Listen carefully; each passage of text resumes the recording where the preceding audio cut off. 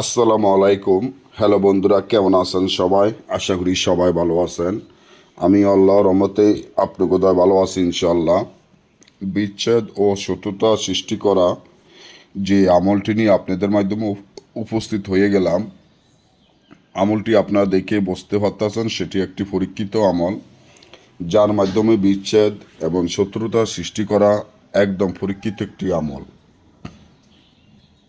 আপনি যদি শত্রুতা সৃষ্টি করাইতে চান বা বিচ্ছেদের কাজগুলা করাইতে চান বা কারোর মধ্যে বিচ্ছেদ করাবেন বা কারোর মধ্যে শত্রুতা সৃষ্টি করাবেন, তাহলে এই আমলের মাধ্যমে গ্যারান্টি সহকারে আপনার এই কাজটি করতে পারেন।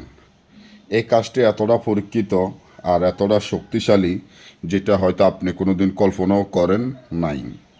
তো এবারে আসেন, আপনি কি দুই বন্ধুর মধ্যে শত্রুতা সৃষ্টি করতে চান, বা প্রেমিক ও প্রেমিকার মধ্যে বিচ্ছেদ করাইতে চান, বা শত্রুতা সৃষ্টি করাইতে চান, বা মারামারি বাজাইতে চান, বা ঝগড়া বাজাইতে চান, কি করাইতে চান, বা স্বামী ও স্ত্রীর মধ্যে শত্রুতা সৃষ্টি করা বা স্বামী ও স্ত্রীর মধ্যে বিচ্ছেদের কাজ, আপনারা এই কাজগুলো গ্যারান্টি সহকারে আমাদের থেকে করে আনিতে পারবেন।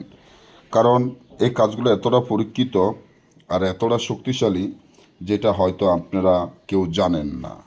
তো এই শত্রুতা সৃষ্টি করা বা বিচ্ছেদের যে কাজগুলা, এগুলি গ্যারান্টি সহকারে আমরা করে থাকি বা গ্যারান্টি দিয়ে কাজগুলা হয়, যদি আমাদের থেকে এই কাজগুলো আপনারা করে নিতে চান।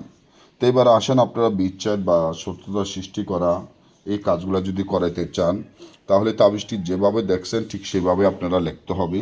যেভাবে দেখছেন ঠিক সেভাবে আপনারা লিখতে হবে, এবং এটা লিখতে হবে সম্পূর্ণ সাপের রক্ত বেজির রক্ত দিয়ে। লেখার পরে কাফনের কাপড়ে লিখতে হবে। এবারে সাপের দাঁত বেজির দাঁত তাবিজের ভিতরে দিয়ে তাবিজের একটু মাদুলির মধ্যে ঢুকাইয়া জোর কবরের মাঝখানে পুঁতে রাখবেন।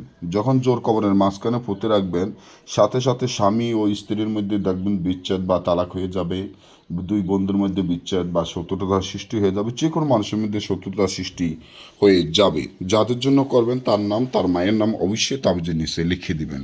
সকলে ভালো থাকবেন।